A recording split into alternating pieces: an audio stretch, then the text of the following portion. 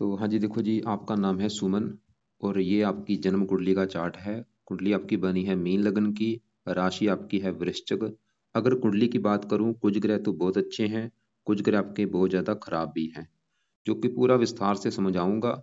लेकिन उससे पहले आपको मैं थोड़ी सी बेसिक जानकारी समझाऊंगा, ताकि जो आपको मैं भविष्यवाणी बताने वाला हूं वो आपको अच्छी तरह से समझ आ जाए। बेसिक जानकारी ये है कि जो कुंडली है इसमें 12 ग्रह होते हैं और 12 ग्रहों से कुछ ना कुछ देखा जाता है। वो मैं 12 ग्रह पहले लिख देता हूँ, आप याद कर लो।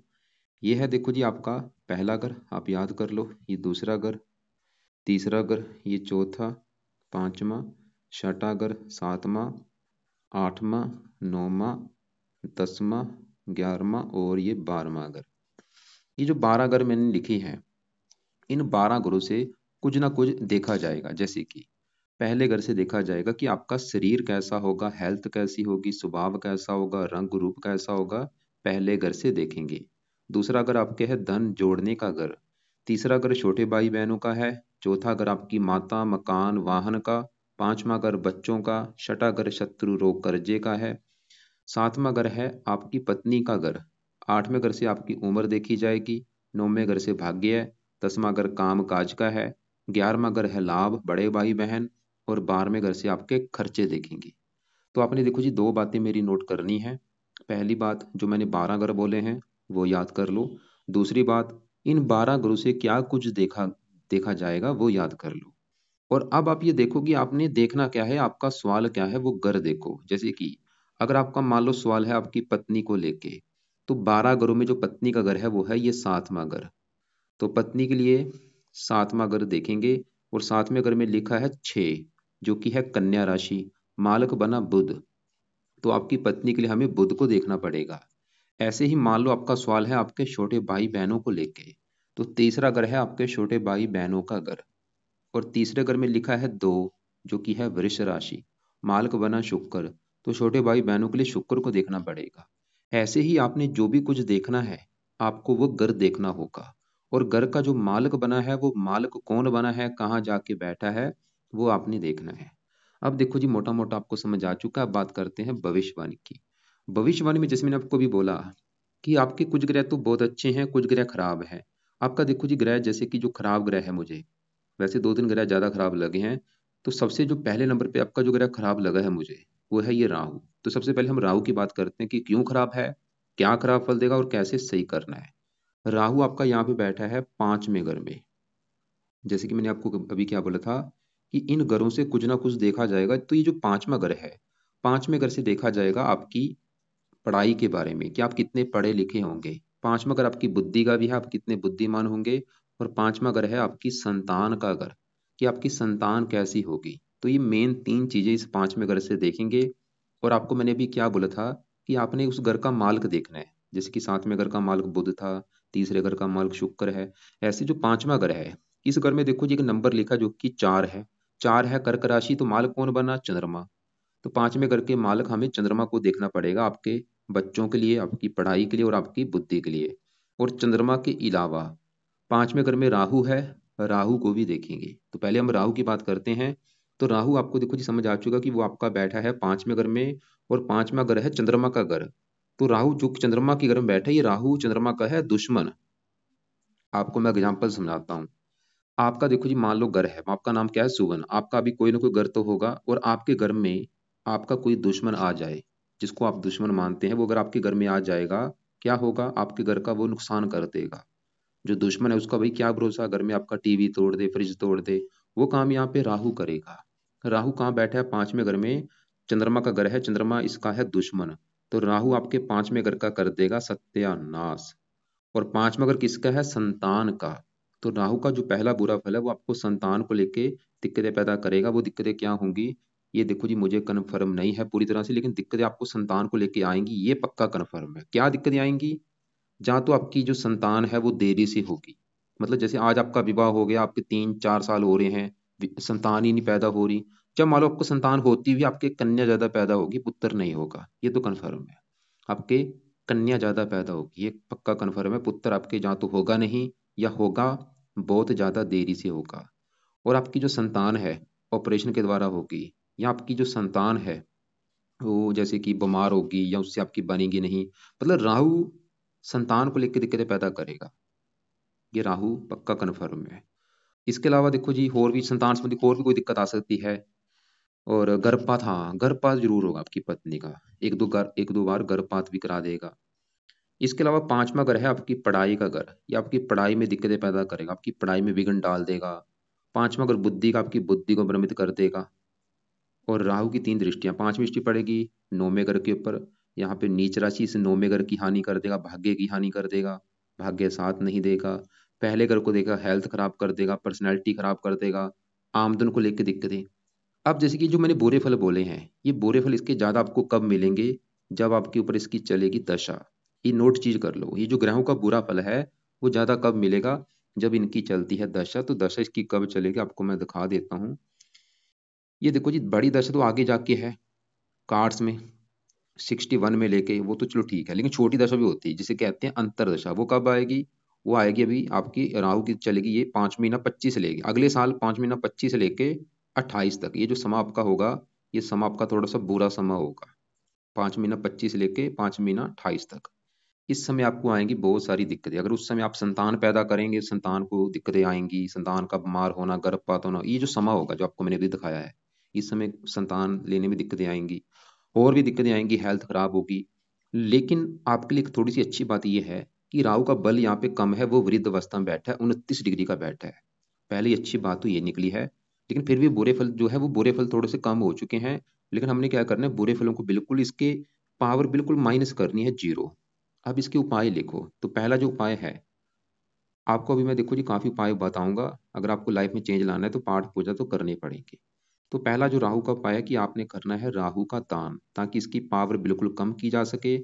और दान की वीडियो आपको मैं भेज भी दूंगा। और मेरे चैनल पे अभी मैंने 5-6 दिन पहले एक दान की वीडियो अपलोड की है, उसमें देखना कि राहु ग्रह का दान क्या होता है।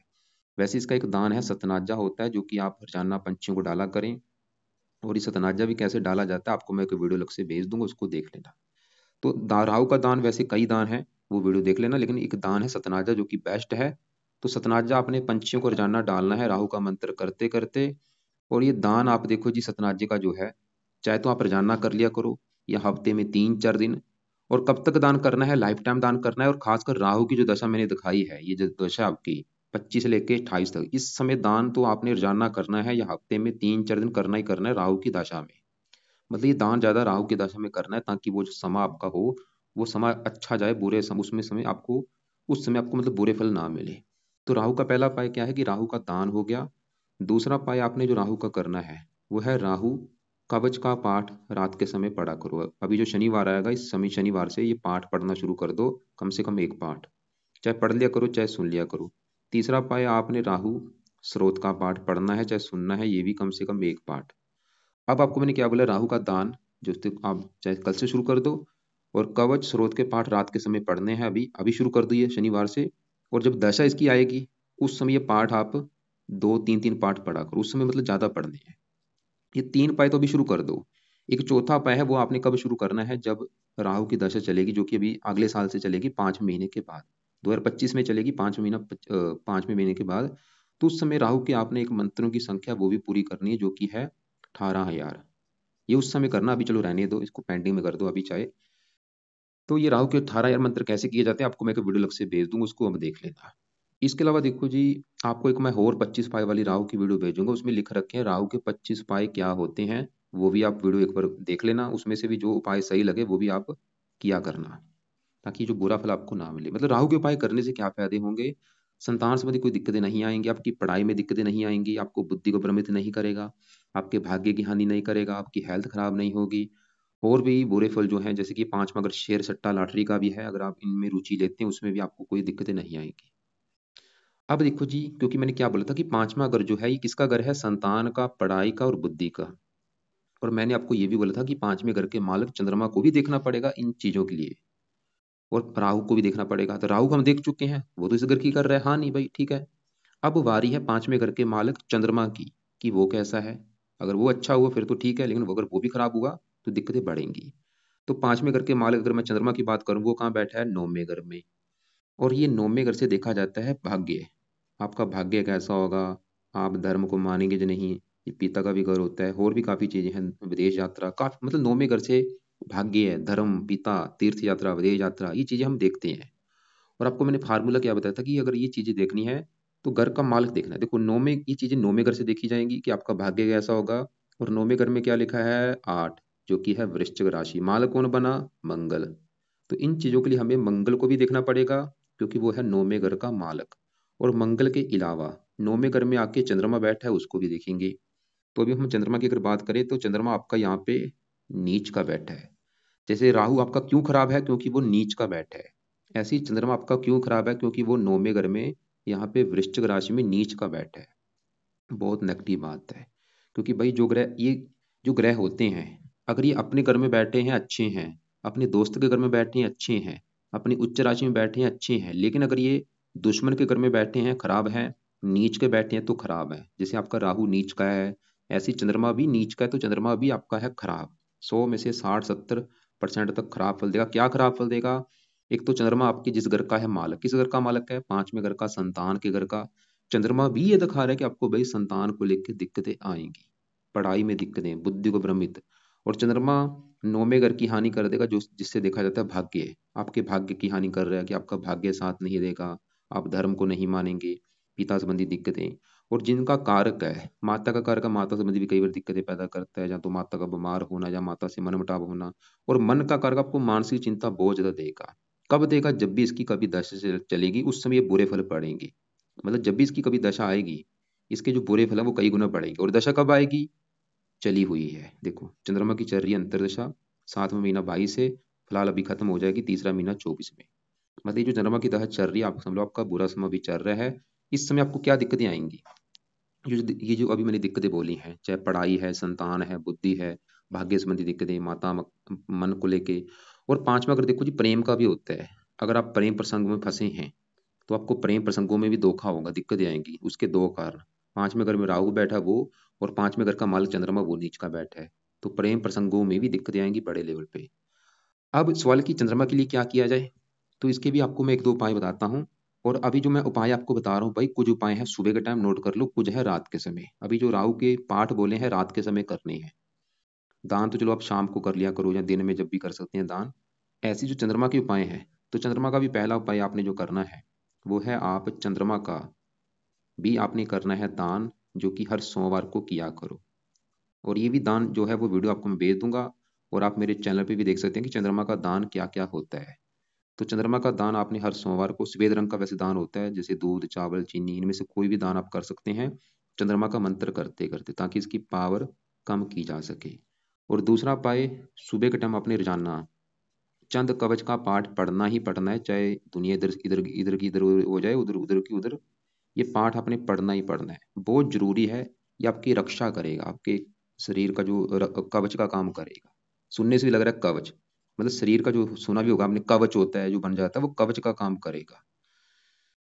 तीसरा उपाय भी आपको बताता हूँ, ये है चंद्रमा के जो देवता है वो है शिव जी। तो आपने शिव जी की पूजा उपासना भी करनी है। मतलब शिव जी की पूजा उपासना का मतलब है कि आप शिव जी के मंत्र जाया करो, शिवलिंग पर जल चढ़ाया करो, शिव जी का जो मंत्र है ओम नमः शिवाय वो भी जाप किया करो।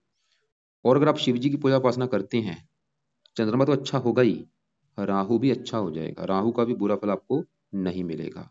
और कभी भूल के इसका मोती रत्न धारण मत कर लेना। तो ये 3 उपाय हैं, दान सोमवार को, कवच का पाठ रोजाना पढ़ना है, मैंने जैसे बोला रोजाना पढ़ना है, 2 मिनट का पाठ है भाई, 2 मिनट निकालने पड़ेंगे सुबह के टाइम। कब तक पाठ पढ़ना है? Life time. क्योंकि चंद्रमा के घर का राहु भी नुकसान कर रहा है। तो ये पाठ पढ़ना ही पढ़ना है, चाहे सुन लिया करो, किसी दिन ना भी हो कोई बात नहीं। और शिव जी की पूजा उपासना जरूर किया करो। अब देखो जी, आगे बढ़ते हैं। मैंने आपको पहले बोला था कि आपके ग्रह अच्छे भी हैं, कुछ ग्रह खराब भी हैं। अब देखो जी, आपका ये जो 7वां घर है, ये घर है आपकी पत्नी का घर, कि आपकी पत्नी कैसी होगी, पत्नी का सुख है या नहीं। क्योंकि मैंने क्या बोला था, 12 गुरु से कुछ ना कुछ देखा जाता है। जैसे कि तीसरा घर छोटे भाई बहन, चौथा घर माता का घर है, 5वां घर बच्चों का। ऐसी जो 7वां घर है, ये घर है आपकी पत्नी का घर, कि आपकी पत्नी कैसी होगी, पत्नी का सुख है या नहीं, पत्नी से बनेगी या नहीं। तो ये 7वां घर देखना पड़ेगा। और 7वें घर में लिखा है 6, जो कि है कन्या राशि, मालक है बुध। तो आपकी पत्नी के लिए हमें इस बुध ग्रह को देखना पड़ेगा। और बुध के अलावा देखो जी और भी ग्रह भी देखने पड़ेंगे आपकी पत्नी के लिए। वो कैसे? क्योंकि 7वें घर के ऊपर मंगल का भी बड़ा हिस्सा है, इसके ऊपर कुछ ग्रहों की दृष्टि भी पड़ेगी। मतलब आपके कम से कम 3-4 ग्रह देख के डिसाइड होगा आपकी पत्नी के बारे में। तो अभी जैसे मैंने आपको क्या बोला कि आपकी भी पत्नी के लिए कम से कम 3-4 ग्रह देखने पड़ेंगे, क्योंकि दृष्टियां भी देखनी होती है। सबसे पहले मैं 7वें घर के मालक बुध की बात करता हूँ। और बुध आपका यहाँ पे बैठा है 10वें घर में। अगर देखो जी मैं बुध की बात करूं कि बुध कैसा है, तो बुध आपका मुझे लगा है बहुत बड़े लेवल पे अच्छा। ये आपको 100 में से 100% अच्छे फल देगा। बुध क्या अच्छे फल देगा? देखो जी बुध किस घर का मालक है? 7वें घर का, जो कि है पत्नी का घर। इसके अलावा जो बुध है, ये इस घर का भी मालक है, चौथे घर का। मतलब बुध के इस कुंडली में दो घर हैं, चौथा घर और 7वां घर। चौथा घर तो है आपकी माता, मकान, वाहन, भूमि, जमीन, जायदाद, नौकर चाकर का। इन चीजों के लिए चौथा घर। और चौथे घर में लिखा है 3, जो कि है मिथुन राशि, मालक है बुध। तो अगर आपकी माता, मकान, वाहन का सुख देखना है, हमें चौथे घर के मालक बुध को देखना पड़ेगा। और बुध क्योंकि 7वें घर का भी मालक है, जो कि पत्नी का घर है। अब देखो जी बुध अच्छा है क्यों? बुध यहाँ पे बैठा है 10वें घर में, गुरु की राशि है, सम राशि है। बुध 7वीं दृष्टि से अपने चौथे घर को देख रहा है। मतलब बुध एक तो चौथे घर का इसलिए अच्छा करेगा क्योंकि वो अपने घर को देख रहा है, अपने घर का अच्छा कर देगा। मतलब आपको लाइफ में अच्छा घर, अच्छी गाड़ी, भूमि, जमीन, जायदाद, नौकर चाकर, ये सभी सुख देगा। बुध ये दिखा रहा है कि आपको मकान वन का सुख अच्छा मिलेगा। और बुध 7वें घर का भी मालिक है, पत्नी घर का, आपको पत्नी का भी सुख अच्छा दिखा रहा है कि आपको पत्नी का भी सुख अच्छा मिलेगा। और पत्नी जहाँ तो आपकी कामकाज करने वाली होगी, जहाँ पत्नी के आने के बाद आपका कामकाज अच्छा चलना शुरू हो जाएगा। और बुध 10वें घर में बैठ के 10वें घर का भी अच्छा कर देगा, जो कि आपका कामकाज का घर है। ये आपको कामकाज का भी सुख अच्छा देगा, नौकरी कारोबार का। और आप देखो जी बुध के जुड़े काम भी कर सकते हैं। बुध के जैसे काम होते हैं, लिखने का कोई भी काम होगा, लेखन, प्रकाशन, प्रकाशन, पत्राचार, या पढ़ाने का काम होगा, या जिसमें वाणी की जरूरत होती है, या बुध का जो काम है कंप्यूटर से जुड़ा भी काम होता है। कंप्यूटर से जुड़ा कोई भी काम हो गया। ऐसे लोग मैंने देखे सीए भी होते हैं। जब भी बुध 10वें घर में होता है सीए होते हैं, या इंजीनियरिंग हो गया, या एमबीए। मतलब बुध के जुड़े कामों से लोग धन कमाते हैं। मतलब आपके काफी चांस है कि आप बुध के जुड़े कामों से धन कमाएंगे, जो भी इसके जुड़े काम है। तो बुध हमने क्या देखा? पत्नी के लिए अच्छा है, पत्नी के आने के बाद भी तरक्की देगा, मकान वाहन का सुख अच्छा देगा, काम काज के लिए अच्छा है। लेकिन बुध आपका अस्त बैठा है। अस्त की वजह से क्या होगा? इसके जो अच्छे फल हैं उसमें कमी आ रही है। देखो तो अच्छे फल, लेकिन अच्छे फल मिलेंगे आपको कम मात्रा में। मतलब जो अच्छे फल इतने तो आपको मिलेंगे, बस इतने कम मात्रा में। लेकिन अगर आप चाहते हैं अच्छे फल इसके बढ़ जाएं, तो इसके 2-3 उपाय हैं। पहला उपाय, आप इसका पन्ना रत्न धारण कर लो, जो कि आपने राइट हैंड की इस छोटी उंगली में धारण करना है, चांदी में जड़वा के।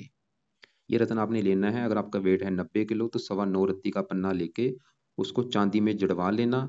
और शुक्ल पक्ष के पहले बुधवार को धारण करना है, सुबह के टाइम, सुबह 7:15 या 8:15 या 9:15 बजे। और धारण करने से पहले कच्चे दूध में या गंगा जल में धो लेना, धारण कर लेना। तो बुध का पहला उपाय कि इसका पन्ना रत्न अच्छी क्वालिटी का लेके पन्ना रत्न धारण करो।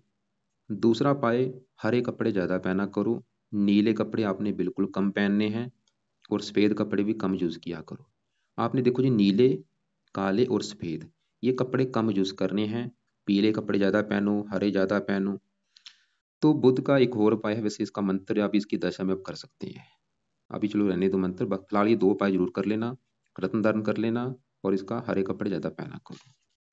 और अभी मैंने क्या बोला था कि पत्नी के लिए कम से कम 3-4 ग्रह देखने पड़ेंगे। अभी तो खाली बुध को देखा है, और वो तो ये दिखा रहा है कि भाई पत्नी का सुख अच्छा है। लेकिन अभी भाई दूसरे ग्रहों को भी देखना बाकी है। अब यहाँ पे आपका जो मंगल है, ये बैठा है 8वें घर में। मंगल देखो जी बैठा तो 8वें घर में है, लेकिन अब एक सबसे बड़ी बात है, मेरी बात समझो गौर से। मंगल कहाँ बैठा है? 8वें घर में। अगर आपको मैं पूछूं कि मंगल कहाँ बैठा है, आप बोलेंगे 8वें घर में बैठा है। आप किसी पंडित को भी दिखा लेंगे, वो भी बोलेगा कि आपका मंगल 8वें घर में बैठा है। लेकिन ऐसा नहीं है। क्यों? क्योंकि इसको अगर मैं चलित कुंडली में देखूं, तो इसका जो बड़ा हिस्सा है वो जा रहा है 7वें घर के ऊपर। मतलब मंगल बैठा 8वें घर में, लेकिन जो फल देगा, जो रिजल्ट देगा, वो 7वें घर के देगा। मतलब 90% आपको फल देगा 7वें घर के हिसाब से। और सवाल है कि मंगल अच्छा है या बुरा है, तो मंगल आपको अच्छे फल भी देगा, बुरे फल भी देगा। तो मंगल देखो जी बैठा तो इस घर में है, लेकिन इसके अपने 2 ग्रह हैं इस कुंडली में। मतलब बैठा 8वें घर में, लेकिन इसके अपने जो ग्रह है वो कौन से हैं? एक तो आपकी कुंडली में मंगल जो है, इस दूसरे घर का है मालक। और ये इस घर का भी मालिक है नौवें घर का। देखो, दूसरा और नौवां दोनों घर है मंगल के। दूसरा घर है आपके धन जोड़ने का घर, कि आप कितना धन जोड़ेंगे, दूसरा घर। और दूसरे घर में लिखा है एक, जो कि है मेष राशि, मालिक बना मंगल, मतलब मंगल से देखा जाएगा आप कितना धन जोड़ेंगे। और मंगल क्योंकि नौवें घर का भी मालिक है भाग्य घर का, कि आपका भाग्य कैसा होगा मंगल से देखेंगे। तो आपको मेरी बात समझ आ रही है मैं क्या बोल रहा हूँ, कि मंगल से देखा जाएगा आपका धन जोड़ना और आपका भाग्य। और मंगल कहाँ पे जा रहा है, सातवें घर के ऊपर, जो कि सातवां घर किसका है, पत्नी का घर। देखो, धन चला गया पत्नी घर में, भाग्य चला गया पत्नी घर में। मंगल ये दिखा रहा है कि आपकी पत्नी के आने के बाद आपका भाग्य साथ देना शुरू हो जाएगा। पत्नी के आने के बाद आपकी लाइफ में धन आना शुरू हो जाएगा, मंगल ये दिखा रहा है। लेकिन मंगल पत्नी के रिगार्डिंग बुरा फल भी देगा। मंगल क्योंकि सातवें घर में होगा, तो मंगल है क्रूर ग्रह, जिसकी वजह से आपकी पत्नी से आपकी लड़ाई झगड़े भी होंगे, पत्नी से मनमुटाव भी होगा। और मंगल क्योंकि सातवें घर में जाने की वजह से कुंडली मंगलिक भी बनेगी, जिसकी वजह से क्या होगा, आपके विवाह में देरी भी हो सकती है। मतलब दो चीज आपके साथ, देखो जी, सभी चीजें होंगी मंगल की वजह से। पत्नी जब आएगी धन भी आना शुरू हो जाएगा, पत्नी के आने के बाद भाग्य भी साथ देना शुरू हो जाएगा। लेकिन पत्नी से आपके लड़ाई झगड़े भी होंगे और आपके विवाह में देरी भी होगी। लेकिन अगर आपका मन करता है कि ये जो बुरे फल है वो तो आपको ना मिले और जो अच्छे फल हैं वो बढ़ जाएं, तो किया क्या जाए। तो मंगल के देखो जी दो उपाय मैं बताता हूँ। पहला उपाय, आप मंगल का रोजाना मंत्र आप किया करो सुबह के टाइम, जो कि है ओम अंग अंगारकाय नमः। ये मंत्र आपने देखो जी एक दो माला करना ही करना है। दूसरा उपाय, आप हनुमान जी की पूजा प्रार्थना किया करो। हनुमान जी का कोई पाठ कर लिया करो, हनुमान जी के मंदिर जाया करो। हनुमान जी का जो पाठ है रोजाना पढ़ना है। और हनुमान जी का पाठ करने से आपके तीन ग्रह अच्छे हो जाएंगे। मंगल तो अच्छा होगा ही, शनि का भी बुरा फल आपको नहीं मिलेगा, राहु का भी बुरा फल नहीं मिलेगा। क्योंकि मंगल आपका भाई 0 डिग्री का बैठा है, इसमें बल ही नहीं है। जो अच्छे फल है वो अच्छे फल आपको अगर मिलते भी हैं कम मात्रा में, क्योंकि बल 0 है, इसका बल बढ़ेगा तभी इसके अच्छे फल आपको मिलेंगे। तो बल कैसे बढ़ाना है, मंत्र आप से। तो मंत्र आपने करना ही करना है। सबसे बड़ा फायदा ये होगा मंगल का मंत्र करने से, क्योंकि धन का मालक है, धन भी आना शुरू हो जाएगा, भाग्य से भी आपका भाग्य भी साथ देना शुरू हो जाएगा, विवाह में भी देरी नहीं होगी, पत्नी का सुख अच्छा रहेगा, मंगल दोष भी खत्म होगा। तो मंगल का मंत्र आप और हनुमान जी का पाठ ये करना है आपने। और आपको मैंने क्या बोला था, पत्नी के लिए चार ग्रह देखने हैं। हमने बुध देखा, हमने मंगल देखा। अब देखो जी यहाँ पे गुरु की बात करते हैं। गुरु आपका बैठा है पहले घर में।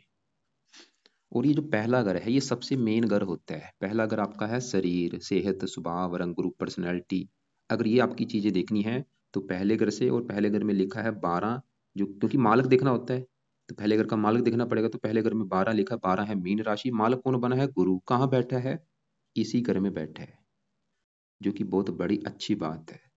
जैसे देखो जी मैंने आपको अभी बोला था, जो ग्रह अपने घर में है वो अच्छे हैं। जैसे कि देखो जी एक दुनिया का भी रूल है, जो बंदा अपने घर में होगा वो हमेशा अपने घर का अच्छा करेगा। मैं अपने घर में बैठा हूँ, मैं अपने हमेशा घर की रक्षा भी करूंगा, उसकी केयर भी करूंगा। ये इन ग्रहों के साथ होता है। तो गुरु पहले घर में बैठा है अपने घर में, तो पहले घर का कर देगा अच्छा। आपकी पर्सनैलिटी बहुत अच्छी होगी, सेहत अच्छी, स्वभाव अच्छा, रंग रूप अच्छा, आपको धार्मिक बनाएगा, परोपकारी बनाएगा। और गुरु इस 10वें घर का भी मालिक है, जहाँ पे 9 लिखा है, काम काज का घर है ये, काम काज के लिए अच्छा। लेकिन देखो जी आपके लिए एक नेगेटिव बात भी है गुरु को लेके। वो क्या है, एक तो गुरु भी आपका 0 डिग्री का बैठा है, उसमें बल नहीं है। मतलब जो अच्छे फल हैं वो मिलेंगे आपको बिल्कुल कम मात्रा में। पहली नेगेटिव बात तो ये। दूसरी नेगेटिव बात ये है कि गुरु भी आपका बैठा पहले घर में, लेकिन चलित कुंडली में वो भी आपका 12वें घर के ऊपर जा रहा है। ये दूसरी नेगेटिव बात है। दूसरे घर के ऊपर जाने की वजह से इसके जो अच्छे फल हैं उसमें कमी आ जाएगी। तो सवाल कि इसको किया क्या जाए। वैसे फिर भी अपने घर में है तकरीबन तो अच्छा ही रहेगा आपका, लेकिन अच्छे फल कम हो रहे हैं, इसके अच्छे फल बढ़ाने हैं, इसकी पावर को प्लस करना है। तो दो तीन उपाय हैं। पहला उपाय, सुबह के टाइम गुरु का भी आपने करना है रोजाना मंत्र जाप, जो कि है ओम ब्रह्म बृहस्पति नमः। और करना ही करना है एक दो माला लाइफ टाइम के लिए। दूसरा उपाय, आप क्योंकि ये लग्नेश भी है 0 डिग्री का बैठा, आप इसका पुखराज रत्न भी धारण करो, इसका बल बढ़ेगा पुखराज रत्न धारण से। आपको देखो जी मैंने बुद्ध का पन्ना भी बोला है। और पुखराज, पुखराज आपने लेना 9.25 रत्ती का, उसको लेके आपने सोने में जड़वाना है। सोने में नहीं जड़वा सकते तो पित्तल में जड़वा लेना, राइट हैंड की इस पहली उंगली में। और धारण करना है आपने बृहस्पतिवार को सुबह के टाइम, सुबह 7:15 या 8:15 या 9:15 बजे। धारण करने से पहले इसको कच्चे दूध में या गंगा जल में धो लेना, धारण कर लेना। तो अभी अगर आपका में बजट नहीं है, मैं ये नहीं बोलूंगा कि आज ही धारण कर लो। जब भी धारण करेंगे अच्छी क्वालिटी का लेना, लैब टेस्टेड हो। तो पहला उपाय इसका पुखराज मैंने बोला है। दूसरा उपाय ये मंत्र जाप करके भी आप इसकी पावर को बढ़ा सकते हैं। ये वैसे बेस्ट उपाय है मंत्र जाप। इस मंत्र जाप से भी इसकी पावर बढ़ेगी। तीसरा उपाय, पीले कपड़े आप ज़्यादा पहना करो। फायदा क्या होगा? हेल्थ अच्छी रहेगी, पर्सनैलिटी अच्छी होगी, स्वभाव रंग रूप अच्छा होगा, काम काज के लिए बहुत अच्छा होगा, और भी कई फायदे, क्योंकि ये लगन दोष भी बन चुका है, थोड़ा सा लाइफ में स्ट्रगल भी दिखाएगा। ये दिखा रहा है कि स्ट्रगल भी होगा, ये दिखा रहा है। अब देखो जी, आपका यहाँ पे जो शनि है वो बैठा है दूसरे घर में, और दूसरा घर है आपके धन जोड़ने का घर, जहाँ पे ये शनि बैठा है। और शनि दूसरे घर में यहाँ पे नीच का बैठा है। जैसे राहु नीच का था, राहु आपका कर्क राशि में दुश्मन के घर में बैठा है। चंद्रमा नीच का बैठा है। राहु आपका नीच का नहीं है, लेकिन वो दुश्मन के घर में, इसकी वजह से वो खराब है। चंद्रमा क्यों खराब है? क्योंकि वो नीच का है। और शनि भी आपका खराब है, लेकिन शनि अच्छे फल भी देगा। शनि इसलिए खराब है क्योंकि वो आपका दूसरे घर में, यहाँ पे जो एक लिखा, ये मेष राशि में नीच का बैठा है। शनि क्या खराब फल देगा? शनि जिन घरों का है मालक। शनि आपके एक तो इस घर का मालक है 11वें घर का, और ये 12वें घर का। 11वां घर है आपके बड़े भाई बहनों का घर, इच्छा पूर्ति, धन कमाने के साधन कितने होंगे 11वें घर से, काम काज में लाभ होगा या नहीं 11वें घर से, किसी भी प्रकार का जो जीवन में आपको लाभ होगा वो 11वें घर से देखेंगे। और 11वें घर में क्या लिखा है? 10, जो कि है मकर राशि। मालक कौन बना? शनि, जो कि नीच का बैठा है। लाभ भंग योग बना है। शनि दिखा रहा है कि आपके काम काज में लाभ नहीं मिलेगा, मतलब आपको जीवन में जो भी लाभ होते हैं वो लाभ कम मिलेगा, आपकी इच्छाएं पूरी नहीं होने देगा, आपके धन कमाने के साधन कम होंगे, खर्चे बल्कि ज्यादा होंगे। और शनि भी देखो जी बैठा दूसरे घर में, लेकिन इसका जो बड़ा हिस्सा है वो पहले घर के ऊपर है। तो जो ज्यादा फल देगा पहले घर के हिसाब से देगा, और पहले घर में मतलब रहेगा नीच राशि में। ऐसा नहीं कि ये मीन राशि में चला जाएगा, रहेगा नीच राशि में। तो पहले घर के जो फल देगा वो नीच राशि के हिसाब से देगा। और पहला घर है आपका शरीर, मतलब आपकी हेल्थ खराब कर देगा बड़े लेवल पे, जब भी इसकी कभी आपकी दशा चलेगी। इसकी देखो जी दशा वैसे ही 31 में आएगी, छोटी दशा जो आएगी अंतरदशा। एक और भी होती है, पत्यंतरदशा भी होती है, जब बड़ी दशा वो तो अभी आगे जाके है। तो शनि का जो बुरा फल है आपकी हेल्थ को लेके, पर्सनैलिटी को लेके, धन को लेके, खर्चों को लेके। तो शनि के भी एक दो उपाय में से पहला उपाय आपने जो करना है वो है रात के समय शनि चालीसा का पाठ पढ़ा करो। लाइफ टाइम के लिए पाठ पढ़ना है, रात के समय कम से कम एक पाठ पढ़ना है। दूसरा उपाय, शनि मंदिर माथा टेकने जरूर जाया करो, वहां पे प्रार्थना करके आया करो कि आपका बुरा फल मुझे ना मिले। तीसरा उपाय, शनि का दान किया करो। और ये दान आपने शनि मंदिर में करना है, जैसे कि तेल का दान कर दिया, काले उड़द की दाल का दान कर दिया। बाकी यहाँ पे 10वें घर में सूर्य है, वो फिर भी अच्छा है, वैसे ही मार्केश भी है, फिर भी काम काज के लिए अच्छा है। बाकी यहाँ पे शुक्र की चल रही बड़ी दशा। शुक्र वैसे तो मार्केश है, लेकिन शनि के घर में बैठा है मित्र राशि, फिर भी अच्छा है, उम्र के लिए अच्छा है। खुद की मेहनत के बल पर आप अपनी इच्छाएं वैसे पूरी करेंगे, ठीक है। अब देखो जी, ये है आपकी कुंडली का निचोड़। और आपको मैंने बोला था आपकी पत्नी के लिए 4-5 ग्रह देखने पड़ेंगे। हमने बुध देखा, वो पत्नी के लिए अच्छा है। मंगल पत्नी के लिए अच्छा भी है, बुरा भी। अच्छा ये है कि पत्नी के आने के बाद धन आएगा, भाग्य साथ देगा, लेकिन पत्नी से मनमुटाव होगा, ये बुरा है थोड़ा सा, क्योंकि कुंडली मंगलिक है। इसके अलावा देखो जी, ये जो शनि है वो पहले घर के ऊपर जा रहा है, और पहले घर से 7वें घर को देखेगा, और 7वें घर को देखेगा जो उच्च राशि के हिसाब से देखेगा। मतलब शनि भी पत्नी के लिए अच्छा है, आपकी हेल्थ के लिए अच्छा नहीं है, लेकिन पत्नी के लिए अच्छा है शनि। मतलब शनि ये दिखा रहा है कि पत्नी के आने के बाद भी आपकी आमदन बढ़नी शुरू होगी, शनि ये दिखा रहा है। गुरु की दृष्टि 7वें घर के ऊपर नहीं पड़े, क्योंकि गुरु चलत कुंडली में 12वें घर के ऊपर जा रहा है। शुक्र पत्नी का कारक लाभ के घर में बैठा है, वो भी पत्नी के आने के बाद लाभ होगा। मतलब पत्नी की रिगार्डिंग कुंडली वैसे अच्छी है। थोड़ा सा मनमुटाव जरूर होगा, जहाँ विवाह में देरी हो सकती है। मतलब बाकी संतान संबंधी आपको दिक्कतें जरूर आएंगी राहु की वजह से। बड़ा कारण राहु है और थोड़ा सा कारण चंद्रमा है। मकान वन का सुख अच्छा है लाइफ में। बाकी देखो जी, जो आपके ग्रह हैं वो आपको मैंने बता दिए हैं, आपने जो उपाय करने हैं सुबह शाम करने हैं। रात को देखो क्या क्या उपाय बोले हैं। रात को अपने शनि चालीसा का पाठ रोजाना पढ़ना है, पहला काम तो ये। रात को राहु कवच का पाठ, स्रोत का पाठ पढ़ा करो। और दान आपको मैंने किसका बोला है, एक तो राहु का दान सतनाजा रोजाना कर लो, या हफ्ते में 3-4 दिन कर दिया करो। शनि का शनि मंदिर में, या शनिवार को शनि का दान भी आपको मैं वीडियो भेज दूंगा, उसमें देखना कि शनि का दान क्या होता है। हर शनिवार को शनि का दान करना है। और सुबह के टाइम आपको क्या क्या बोला है, एक तो सुबह के टाइम आपने देखो जी गुरु का 1 माला या 2 माला या 3 माला मंत्र करना ही करना है, ओम ब्रह्म बृहस्पति नमः। उसी समय आपने मंगल का भी 1-2 माला मंत्र करना है, मतलब गुरु का मंत्र और मंगल का मंत्र ये रोजाना करने ही करने हैं। और उसी समय आपने चंद कवच का पाठ भी पढ़ना है, गुरु का मंत्र, मंगल का मंत्र, और उसी समय चंद कवच का पाठ। और ये है सुबह के टाइम। और रात को शनि चालीसा, राहु कवच, राहु स्रोत। और बाकी बुध का रत्न दान कर लेना, गुरु का भी पुखराज कर लेना। और एक और काम आपने करना है, क्योंकि शुक्र की बड़ी दशा है, तो आपने रात को शुक्र कवच का भी पाठ पढ़ना है रात के समय।